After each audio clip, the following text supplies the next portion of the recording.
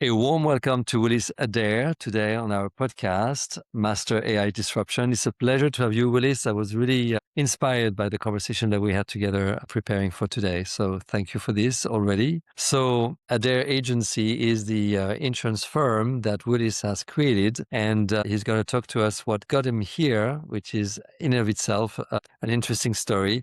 And then we'll dive deeper into what Adair Agency does and more for our audience. So tell us, you worked before in different industries than insurance. So tell us why and how you got here. So I'm probably one of the more unconventional people who comes into the insurance industry. I have a master's degree in theology. I was a bivocational pastor for 2 decades. And like a lot of people, that 1 week to flatten the curve in COVID was a lot longer disruption than what I had planned. We had just finished serving in a church in Pennsylvania, and we're moving back to North Carolina. We figured, be a couple of weeks, maybe a month or two, we would find another church to be able to serve in. But that pandemic kind of messed things up for us and everybody else. Churches weren't allowed to meet, so of course churches weren't hiring for a new pastor. So like a lot of folks, I had to figure out what was plan B going to be. Originally, plan B was I day traded for about a year and was pretty decent at it. We were able to pay the bills, and we purchased a home. I moved to one side of the state from the other here in North Carolina. And what ended up occurring is during that period, my dad passed away and didn't really like day trading. It's a vocation, but it's not something I felt like was calling me to do for a lifetime. So I did not realize that my father had made me the executor of his estate. My dad did not make a lot of wise financial decisions. One that he did, though, was he bought a pretty decent insurance policy. The problem was he got it with a carrier that they waited for about 11 months before they paid out. If you don't know, insurance does not have a definitive date that they have to pay out by. It can be up to a calendar year. And this particular insurer is known in the industry for one where you have to essentially chase them down to get it to pay out. And that's what we did. We had to go through the route of getting a lawyer and all of that, started to get involved, and then they cut a check. The story is good to that part, but is missing one of the major pieces beforehand. My mother and father had purchased a home just a few years before COVID had occurred, and that insurance policy was my mother's safety net if my dad preceded her, which he did. What she didn't know was that policy was going to take, nearly a year to pay out. And because of that, she lost her home. If she had a mortgage protection policy in place that would have given her a bridge to be able to make payments, she could have waited for that insurer to pay out. So that's how I actually got into the insurance industry. I thought I could do a better job than those guys. And we wanted to create a pathway where if I spoke to someone and they were truly wanting to get insured, we could find a carrier to get them covered, really regardless of health. And health is one thing that is unique for every single person.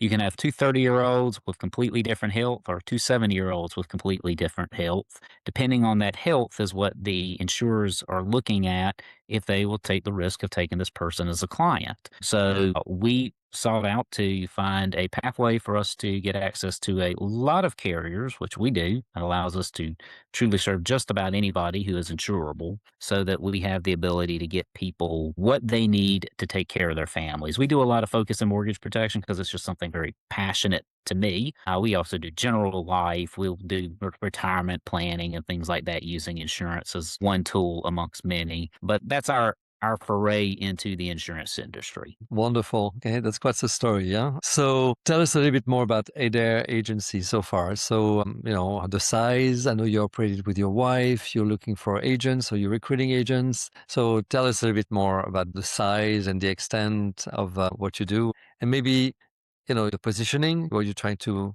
make unique about who you are and what you offer. Great question. So we are a true mom and pop. We have 4 kids. We're actually creating our agency with the design to, when we get to a certain stage and we no longer have to work, that the agency can be passed to one of our children if they choose to get an insurance license. And that's really important to us. Legacy is a key component of the faith that I and my wife share.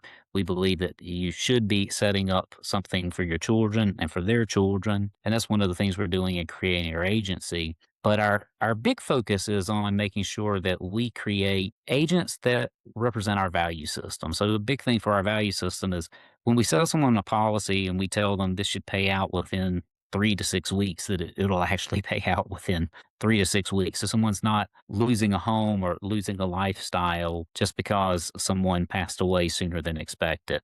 The crazy thing about life is pretty much everyone passes away sooner than they expect. No one goes out normatively how they thought it was going to happen. So, our big focus is on building agents that we can teach how to be very client specific. We really don't teach people how to sell insurance because I actually don't think you have to do that. What you have to teach someone is how to solve a problem. Every person that responds to one of our ads, if it's a digital ad or a mail in ad, it really doesn't matter. They all had a problem. That's why they went and or started to seeking a solution. So our goal is we train agents how to solve problems using insurance as a tool. I don't believe insurance is the solution for every single problem out there, but you can use insurance for a lot of different solutions because very seldom when someone passes away is there a argument that really mad that mom or dad left me too much money. Normally it's just the opposite of that. And so I'm really mad at mom or dad that they left us too much debt. If you've got a good insurance policy in place, it allows to buy time. So we teach agents how to do it the way we do it. We're very conversational.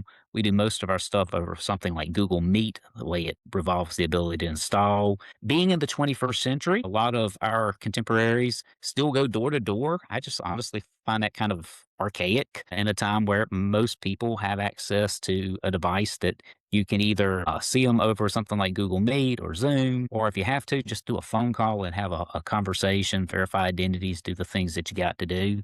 But it allows our agents to really have some work life balance. Work life balance is a little bit of a myth. The reality is you're going to have an imbalance at times.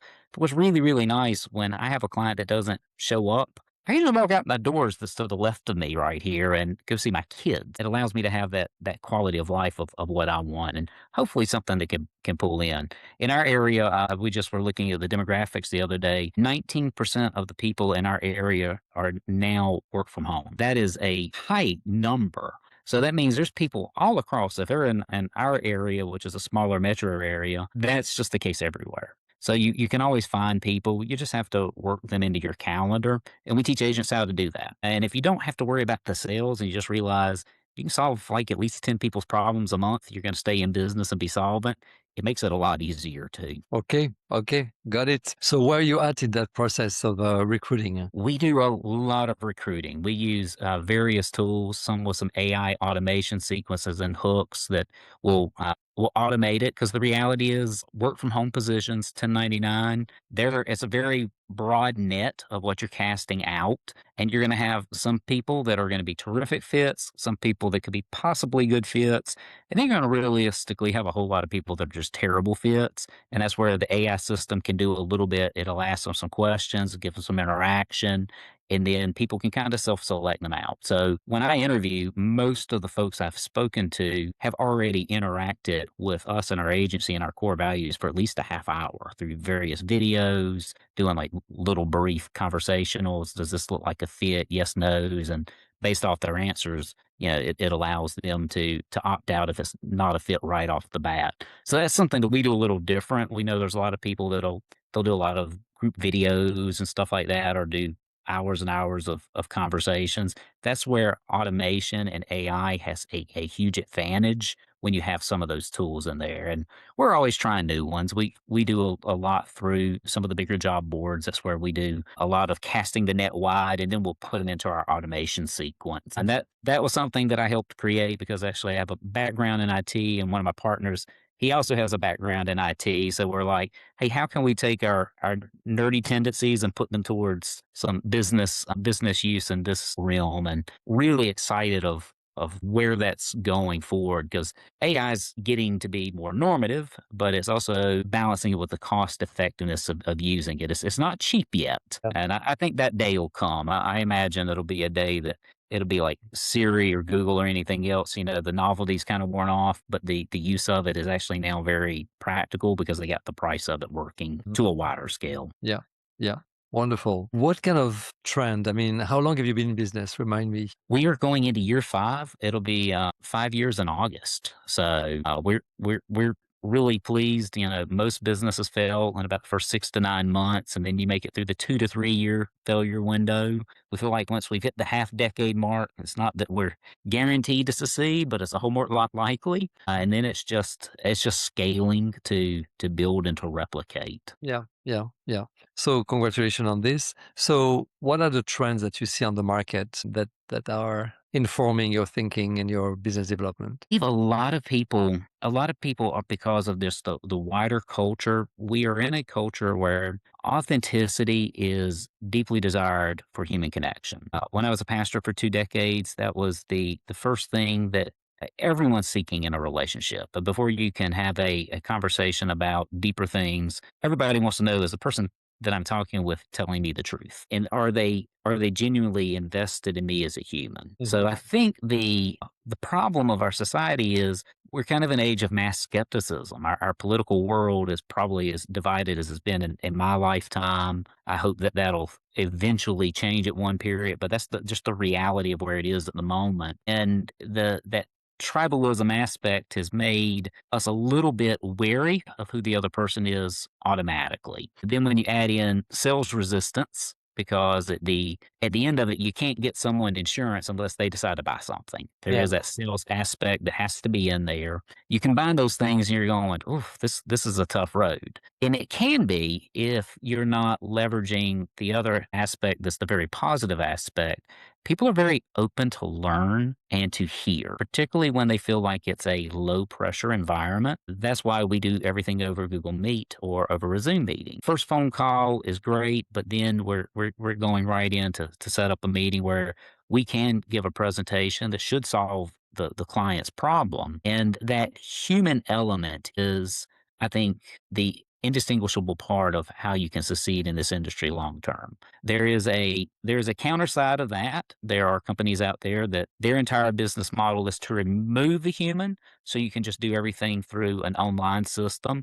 The problem with that is an online system, unless you have an incredibly intuitive AI that can keep asking questions and keep asking questions and asking questions to get to the full story, it Mhm. just doesn't exist. For an example, very briefly, I had a client. I wrote business for them yesterday. We found what looked like a good solution to their problem, put it in with the carrier, and the carrier said, no, we don't want to take this person as a client. So I went ahead, have a good relationship with that carrier, sent our representative over there, like, hey, could you please do a reconsideration? And they said, no, because of these medical conditions, this client just would not be a solid fit for us at this time. If you can get a doctor to say that this isn't accurate, then sure, we'll reconsider at that time period. If you know anything about anything with the life side of insurance, getting a doctor and getting that to an insurance company and getting medical records corrected, which it does look like on her medical records there's some issues that probably aren't accurate. That's a 3 to 4 month process. Well, if you don't have insurance already, that's 3 to 4 months that you're at risk with no chance of getting anything covered if there was an accident or there was a major health change. So contact a lady back this morning, have a conversation. Hey, I got another carrier that should work. Let's try it. We'll see. Instantly approved. And that's the advantage that the human side can have that an automated side doesn't. Mm. In my opinion, the bigger trend for where AI will play a larger role in the years to come is it will help the human agent qualify a little bit so that when you're in that conversation, there's a little bit less. I think people tend to not like automated systems if it feels automated. They're fine with it if it doesn't. So that's kind of the little bit of the trick where you don't see the back end side of it a little bit, and you're able to do it. It's kind of like the Wizard of Oz. It's really impressive until you look behind the curtain, and then people go, "Oh." So we want to make sure people don't peek behind the curtain, and you get the presentation right there from the beginning. But that's how I see the industry really splitting between those two camps: the side that is going to be much more human driven, and then there'll be a side that's automated. And the marketplace, by the way, will prove which one's right. Both of them are existing right now, and I imagine both will exist for a long period. The problem with the automated is you can have a client apply to one of these automated companies, and they were able to get 8 to 10 denials on their MIB report from where these companies said no, and then the one that said yes a few months later may look at that and go, "Well, hey, now why did all these other companies say no?" Mhm. And then you could have the person right back to ground zero. I had that with a nurse who it was actually medical records can be wrong. She had a bone scan done, and someone put the wrong code, one letter and one number off, and said she had a version of cancer and she's never had cancer in her lifetime. It took us 4.5 months to get that removed from her records. But we got her insurance with another company that I sent over their stuff. They went, "Oh, yeah, this isn't real. We see this, can take this," and insured her. And that's where I think the human element comes in there because Sure. she had already experienced the automated and she was like, "I don't like the automated." I'm like, "I Mm. don't either." And I'm glad we're talking. Yeah, yeah, And that's where I think, the human side will play out well in the long term. In yeah, 100 years, who knows? Maybe it's all automated then and there's a, 3D projected version of me. I have no clue. yes, yes. Good. Thank you. Thank you very much. So, how do you respond to this? Well, how does it? I know. So you see two potential futures. They might coexist. So, how do you play that card on your end? I think the reality of the here and now is the here and now. We can't foresee everything and long term trends. I find it really remarkable that the much older generation, people that are 70 plus, they tend to shy away from anything that's in the AI world that's automated or feels automated. But surprisingly, the under 25s that have that same thing because they've grown up in a world that is much more interconnected.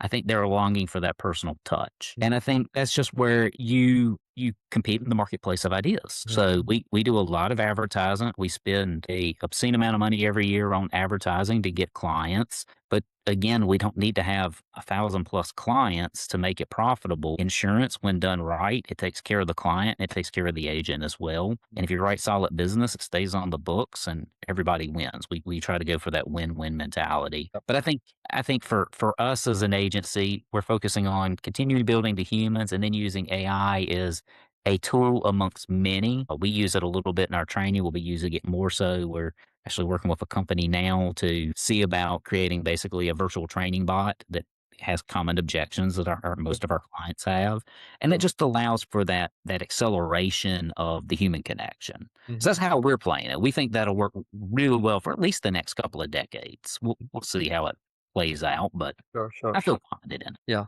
So I'm hearing a blend, right? You Mhm. suddenly integrate AI, but in support of a certain idea of what an insurance broker delivers to a client. Okay, wonderful. So from there, would you tell us what you think is probably the biggest hurdle in on your path to growth and financial independence and creating that legacy agency that you're discussing? Yeah, that I would say underestimating how much it costs to start a business in this field. There are a lot of small independent agencies in the US. Not all of them are created equal. There's a lot of IMOs, internet marketing organizations. There's a ton of different types of access that you can get to carriers, and they're not all the same. And you have to do a lot of due diligence. When we first started, the first company that we partnered with, it was just a terrible fit. We knew what we wanted, but we didn't have a really good human conversation at first to make sure it was value aligned. And I would say that's the biggest hurdle for most people entering the agencies or entering this industry as a whole. If you're looking for a independent route, you need to make sure that the people you're partnering with are shared values. Doesn't mean you got to have a one for one value agreement, but it has to have the overlap Yeah. being there. And I would say for us, it was realizing you run very lean for your first several years. I mean, you just get to a place where it's scaling until you get to where it starts to replicate in the system itself and you allow the system to replicate. Mm. That you don't have to do it all. Our industry's been around 100 plus years. It's essentially a copy paste to a large degree, but there is the aspect of it that your voice, it has to sound like your voice. So you have to learn how to use a wider framework system and still be yourself in it. And I'd say that's kind of the tension where we're at right now. How do we scale and grow? And do you also want to become a person that's like a brand? That's a very big concept right now within the insurance industry. And I don't believe that's really what I wanna do. In 100 years, I don't want someone going, "Now, what do we get insurance for? We need to go to Will Adair." No, I'd rather them to see one of our ads, and at the bottom little logo is in the corner, and they have no clue who we are, but they had a conversation with somebody that's a stay-at-home dad or a, CEO mom that's, running her business, and she just happens to be 4 generations removed from me and still running the umbrella. And then, of course, we make a little reciprocal off of that, which is nice. It's very nice when you build the system and the system replicates. But that is a true question of, like, who do you want to go with and all that. I remember chuckling. He became a client one time. It's like, well, I can get insurance from Big Lou. And I'm like, what? He's like, Big Lou, Big Lou. I'm like, I have no idea what a Big Lou is. I thought he was joking at first, and I Googled it, and there's an insurance company out there that they created a virtual persona. Big Lou is not a human. He's literally a stock photo image that they bought 10 of, and they say on their site that Big Lou is a concept, not an actual person. But it does prove the idea. People relate to what they think is real. The question is like, are you really real or not? And I think for us, we want to continue to be real people and replicate with people that we can teach how to do that. It's a slower build, but I feel like it's a more authentic, and I think that it's actually what really makes us more human. Because I think at the end of the day, again, back to the authenticity thing is if you're a real human, it comes across. Like I had a client one time say, "You just want the commission," and I chuckled. I said, "Ma'am, I'm gonna make about $30 a year off of this. If you think that I'm spent an hour of my time with you for $30 a year, it's not that." And she's like,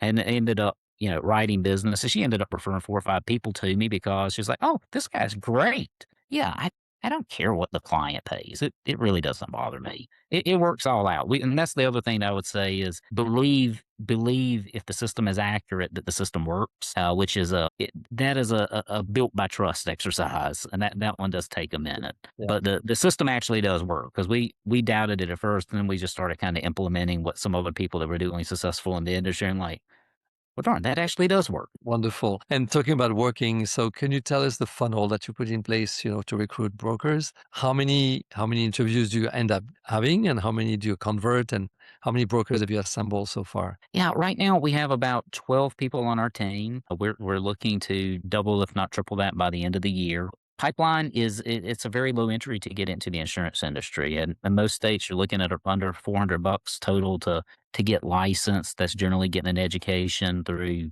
we use a bunch of different companies. Excel's the one we currently use because it just helps people get through it faster. But once you get the people through that first pipeline, you're then having to help them develop and see if they can actually do it. And that's where it's just a human level, and it's a one-on-one. It's a slower build there because not everyone does have the. I think everyone has the potential to do it. Not everyone will develop that potential into actually doing it. So you may spend 30, 60, 90 days with somebody that's gone, and that time is gone. We on an average week, we use a few different back-end systems from Indeed, LinkedIn, ZipRecruiter. I think we used every board known to man. We got a company we're working with that I think is based out of Tennessee currently that we're trying them for a period. Haven't decided if we like the system or not. And it uses a lot of AI, so it has some great tools, and we're candidly like, okay, well, maybe we implement this with a different version down the road. But the end of the day is we'll talk about 40 to 50 people on an average week, and in some version, 3 to 4 of them may go forward, and then, it just depends on how many make it through the process. In our internal numbers, we tell people when we hire them, we need a minimum of a 90-day commitment because you're not gonna be able to really be successful faster than that normatively. We want you to where you make at least $8,500 worth in closed issued business. It's paying you and getting clients covered. And that's where we just start to break even on recruiting because that pays for the person who just came in and did terrific and the person who came in for 30 seconds and then in a witness relocation program. We really like people to self-identify quickly. If a person's not a good fit, we'd like to bless them onto wherever they're going so we're not using our time and effort on the wrong people. But our goal was by the end of the year, we would ideally like to have 24, 25 either part-time, full-time agents that are working and doing this. We hire a lot of people part-time because Candidly, I prefer people that have never been in insurance, so I don't have to unteach them all the stuff that was wrong. There is a lot of very high sales oriented people in our industry, and typically those people don't last very long. They can write a ton of business, but it's going to be questionable if it's good business or not. And more so is when they start to hit any type of obstacles, they're just going out the door. So if you teach someone when they come in, hey, this isn't going to be an overnight thing for most people. Most of us, this is building a business and learning how to do it well. If you come in and do it, you'll get there. Like I had a guy on my team that I love him. It was a terrific human. He just was terrible at it. I mean, he was just really bad. And we went through coaching and all that. And one day he said, dude, I think I might need to, just go into something else. And I told him, I think you may need to too. This just isn't the right fit for you. And he opened up a great little side business. So everyone has an opportunity. Not everyone's going to be able to make it in that opportunity though. And that's where, it's just scaling. And that's where the big hurdle for us is how long does it take us to get to that next level? And then when you get to that level, what's the next level after that? So I've been very blessed. I have a couple of mentors who are just wonderful in this business. One of them makes about $1 million a month residual right now, that is obscene money. How about you say? Sorry. I think he's well, not month. He's making about 1.2 million a year. So what's that? About 100,000. Yeah. Yeah. I don't know what you do with that type of money, and I know what he does. He supports a lot of charities. So I was like, that's pretty cool. The fun thing is that guy's like, he says, all my grandchildren have licenses, all my children have licenses, and just the humor of it is like, the one grandchild who doesn't, she can't get it yet. She's only 7, but we're waiting for her. But the fun of when you build the right thing with the right people, you can build something that can last into that generational system. And that's the time of finding the right people. And I think that's a build and see. You don't know how long it takes. You don't know who's going to be there. One of my favorite authors has a great line. He says, love the team you have until you have the team you love. And I think that's such a great mindset because the thing is every person who comes in my theological grid is every person's made in the image of God and every person has inherent dignity. If they're great salespeople or terrible salespeople, if they're great people persons, not great people persons, it doesn't matter. You treat them all with dignity and respect because that's what they deserve just because of who they are. And then it works out really well. We've had former agents call us up and like, hey, I have a friend who needs a policy because they know we're going to treat the friend well because we treated them well. It's practicing the golden rule. Do to others like you want them to do to you. Absolutely. I love this sentence. Love the team you have until you have the team you love. Yeah, that's beautiful. John Maxwell. I wish I could take credit, but that is a John Maxwell idea. Okay, I'll write it down. Okay, great. Now I have a last question for you. If you had a magic wand that you could wave, what is it that you would change immediately that feels like the north face of the Himalaya in your business at times? What is it that you would change operationally and in terms of growth, marketing and sales? I would say the magic wand for us is if there was a way to truly know if the person on the other end actually wanted what we have to offer before we did it. And I don't believe that exists. You'll have in this industry, you'll have weeks where you do everything right. You've done everything the way it needs to be done ethically and with integrity, and you're not going to make much money. And then you'll have the week that you talk to the first 3 people and they write 3 happen to be nice, big, large policies. And you're like, what in the heaven just happened there? And that's the part of it that's the uncontrollable. And I don't think there is a human solve to that one because you don't ever know if the person's telling you the full story, like the client I referred to earlier. When I helped her yesterday, she did not know she had certain medical diagnosis codes on her MIB report. And she was like, I do not have it. She was like, Matt, I thought she was going to get in a car and like drive down and like knock on her doctor's door. I'm like, yeah, let's do this after we get you taken care of here. And let's show you how to get this corrected. But I think that is the intangible part of it that I don't think there is an unfortunate solution. Now, if we figure out the AI on that one, then we've solved the game. But don't believe that's going to happen anytime soon. So I guess then the solution is in having faith, right? Continuing doing the right thing to get the right results. Yeah. Correct. Well, Willis, thank you so very much for everything you shared. I'm very inspired by what you built, and I hope to have you back maybe in a year to see where you're at, and the deployment of your strategy and of your resilience and application to do the right thing for the right results. So thank you Well, very much thank for you. having you. Yeah, yeah, a Thank you pleasure. so much for having us. It was such a privilege. We always love the honor when people reach out to us to listen to us. We don't think we're anything all that amazing in the industry. We just like to be able to serve people with hopefully something that's going to remind them at the end of the day that They can take care of their families. They just need a policy in place. Okay. Yes, and you're making a difference in this way. Thank you again.